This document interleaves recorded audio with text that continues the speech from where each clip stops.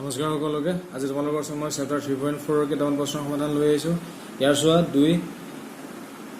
নম্বৰটো 1 2 লৈকে মই আগৰ ভিডিঅ'ত দিয়া আছে সো তোমালোকে যদি মোৰ চেনেলটো নতুন আহিছা সাবস্ক্ৰাইব কৰি চেনেলটো ভিডিঅ' কিটা চাবা ঠিক আছে আৰু ভিডিঅ'টো যদি তোমালোকে চোৱা নাই ভিডিঅ'টো চাবা ঠিক আছে এটা চোৱা আজি 2 নম্বৰ 3 নম্বৰ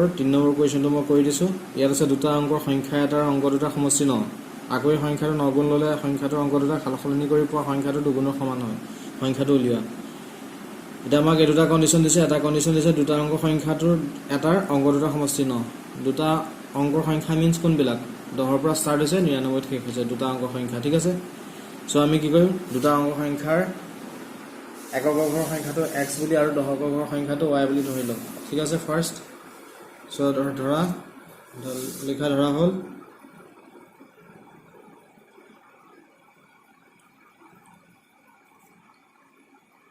সংখ্যাটোৰ এককৰ ঘৰৰ সংখ্যা এককৰ ঘৰৰ অংক x আৰু দহকৰ ঘৰৰ অংক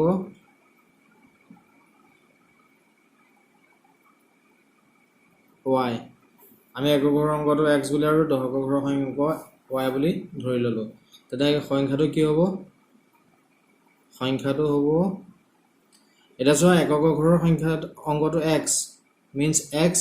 আৰু দহকৰ ঘৰটো y means 10 ইয়াৰ লগত মাল্টিপ্লাই কৰিব লাগিব কাৰণ দহকৰ ঘৰৰ কাৰণ দিছে 10 y মাল্টিপ্লাই কৰিছো আৰু এককৰ ঘৰৰ কাৰণে x ৰ লগত 1 মাল্টিপ্লাই কৰিছো ঠিক আছে x আমি পূৰণ কৰিছো সো আমি সংখ্যাটো কি পালো 10y + x এটা চোৱা প্ৰথম কন্ডিশনটো কি দিছে অংক দুটাৰ সমষ্টি 9 এটা চোৱা অংক দুটা আমি x আৰু y বুলি ধৰিছো ইয়াতৰ সমষ্টি 9 দিছে গতিকে প্ৰশ্নমতে কি হ'ব x + y = 9 এটো ইকুৱেশ্যন নম্বৰ 1 দিয়া এটা চোৱা 2 নম্বৰ কন্ডিশন দিছে সংখ্যাটো 9 গুণ ললে এই সংখ্যাটো 9 গুণ means 9 * 10y + x আমি যদি লওঁ তেতিয়া আমি কি পাওঁ সংখ্যাটোৰ অংক দুটা খালখলনি কৰি পোৱা সংখ্যাটো দুগুণৰ সমান হয় means ইয়াৰ সংখ্যাটোৰ অংক দুটা খালখলনি কৰিব লাগিব means 10x + y লিখিব লাগিব একক ঘৰটো দহক ঘৰলৈ নিব লাগিব আৰু দহক ঘৰটো একক ঘৰলৈ নিব লাগিব তেতিয়া আমি কি পাওঁ ইয়াৰ দুগুণ পাওঁ সো আমি কি পালো ইয়াৰ পৰা 9 * 10y + x = 2 * 10x + y এটো মাল্টিপ্লাই কৰা 90y 9 * 10y 90y + 9 * x 9x = 2 * 10x 20x + 2 * y twice y ঠিক আছে এতিয়া এই twice 20x আৰু 2y টো এলিসাতে লৈ না 90y মাইনাস এটো প্লাস হৈছে এপিনা নিলে মাইনাস হ'ব ঠিক আছে 20x + 9x - 2y = 0 এটো প্লাস আছে এপিনা নিলে মাইনাস হ'ল আৰু এটো প্লাস আছে এপিনা নিলে মাইনাস হ'ল ঠিক আছে এটা হয় 90y - 2y কিমান হ'ব 88y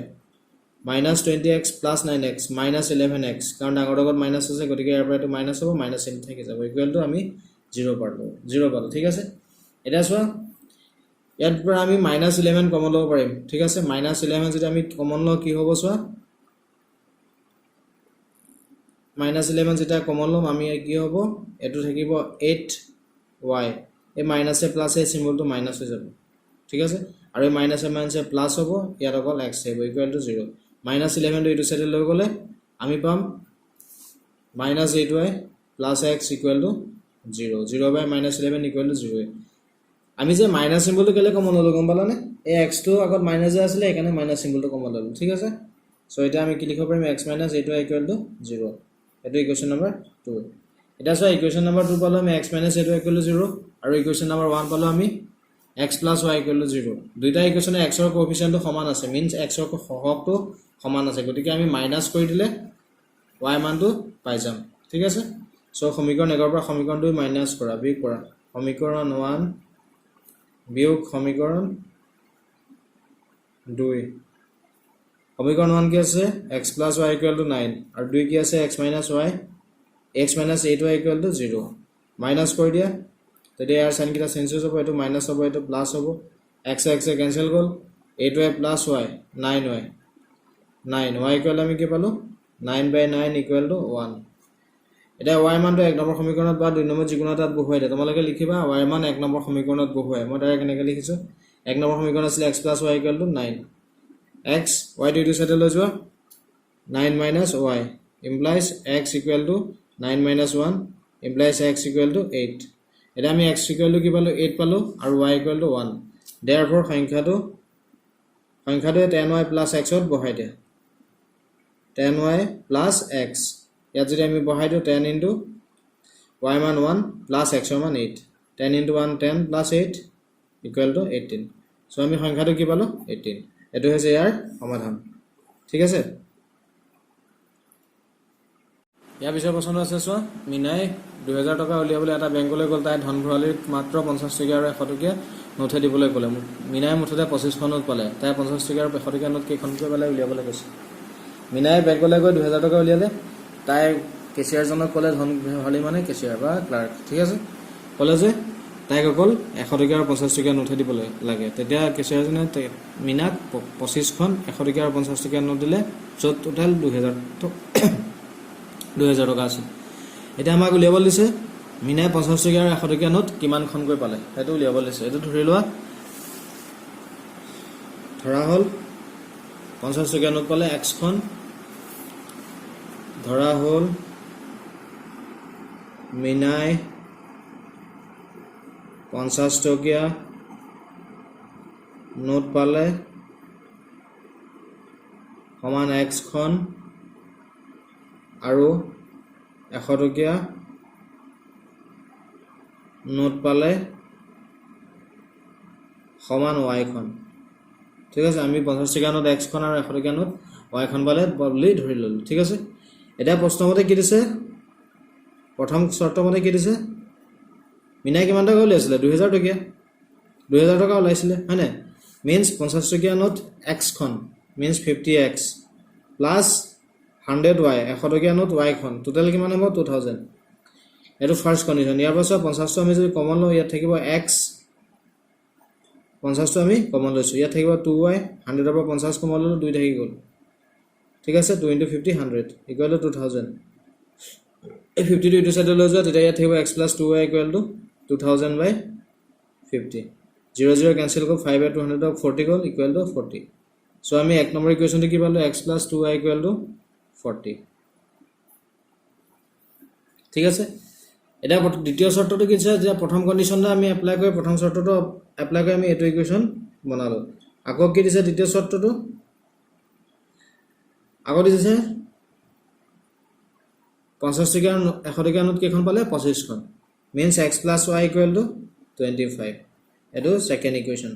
ঠিক আছে এটা আছে দুইটা ইকুৱেচনে x আৰু x ৰ কোএফিচিয়েন্টটো সমান আছে ঠিক আছে গতিকে আমি ডাইৰেক্ট মাইনাস কৰি দিলে হ'ল সমীকৰণ 1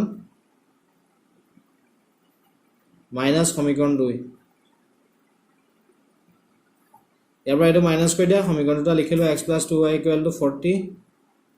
x + y = 25 মাইনাস কৰি দিয়া তেতিয়া ইয়াৰ সাইন কিটা চেঞ্জ হৈ যাব ঠিক আছে x x cancel goal 2y - y equal to only y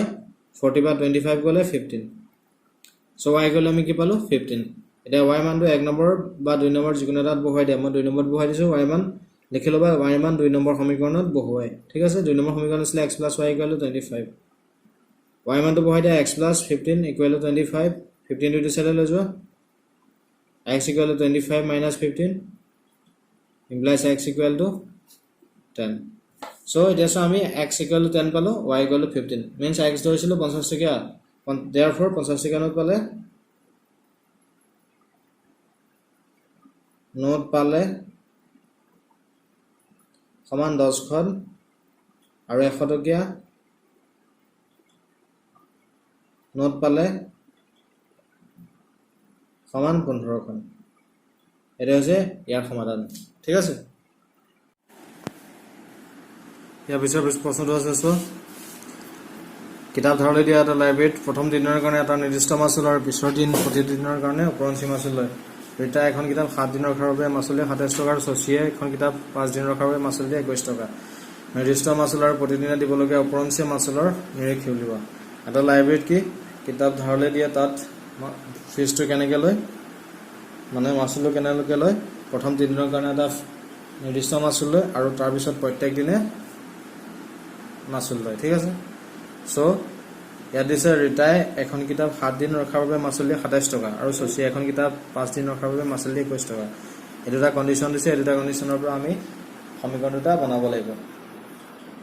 ঠিক আছে কেনেকৈ বনাম প্ৰথম 3 দিনৰ আৰু নিৰ্দিষ্ট দিনৰ মাচুলৰ ওপৰত সহায় লৈ এটা সো আমি প্ৰথমে কি কৰিম প্ৰথম 3 দিনৰ কাৰণে মাচুলটো x বুলি ধৰি লম আৰু উপৰঞ্চি মাচুলটো আমি y বুলি ধৰি লম সো লিখা ধৰা হ'ল নিৰ্দিষ্ট মাচুল সমান x টকা আৰু উপৰঞ্চি মাচুল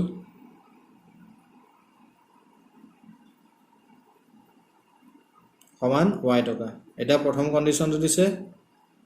এটা এখন কিতাপ 7 দিন ৰাখিলে 7 দিনত নিৰ্দিষ্ট মাচুল 3 দিন প্ৰথম 3 দিনৰ নিৰ্দিষ্ট মাচুলটো দিব লাগিব আৰু পিছত কেদিন থাকিব 4 দিন 4 দিনৰ প্ৰত্যেক দিনে মাচুল দিব লাগিব ঠিক আছে সো নিৰ্দিষ্ট মাচুলটো কিমান দিব x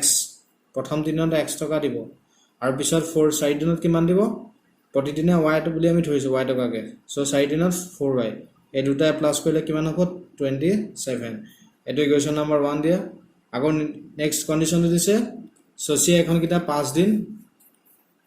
ৰখাৰ বাবে মাচুল দিলে 21 টকা এটো প্ৰশ্নমতে লিখি লবা ঠিক আছে সো সচিয়ে কেদিন লাগিলে কিতাপখন 5 দিন 5 দিনৰ 3 দিন এটা নিৰ্দিষ্ট মাচুল যেটো দিব x টকা আৰু পিছত বাকি দুদিন twice y so x + 2y = আমি কি লিখিব পাৰো 21 এটো ইকুৱেশ্যন নম্বৰ 2 দুইটাতে সো x ৰ কোএফিচিয়েন্ট কেটা সমান আছে x ৰ সহগ কেটা সমান আছে গতিকে আমি ডাইৰেক্ট মাইনাস কৰি দিব পাৰো এটো মাইনাস হ'ব সিন এটো মাইনাস হ'ব এটো মাইনাস হ'ব ঠিক আছে x x ক্যান্সেল হ'ল 4y - 2y 2y হ'ল 27 - 21 কিমান হ'ব 6 implies y = 6/2 y = 3 y মান আমি 3 পালো এই মানটো 1 নম্বৰ বা 2 নম্বৰ যিকোনো এটা সমীকৰণত বহাই দিয়া মই 1 নম্বৰ সমীকৰণতে বহাইছো তোমালোকে লিখি লবা y মান 1 নম্বৰ সমীকৰণত বহাই 1 নম্বৰ সমীকৰণ আছে x + 4y = 27 ইয়াৰ y মানটো বহাই দিয়া x + 4 * 3 = 27 ঠিক আছে x + 12 = 27 implies 12 to 2 লৈ গলে 27 - 12 = কিমান পালো 15 সো আমি x = পালো 15 আৰু y = পালো 3 সো x ধৰিছিল নিৰ্দিষ্ট মাচুল therefore নিৰ্দিষ্ট মাচুল সমান 15 টকা ঠিক আছে আৰু উপৰঞ্চি মাচুল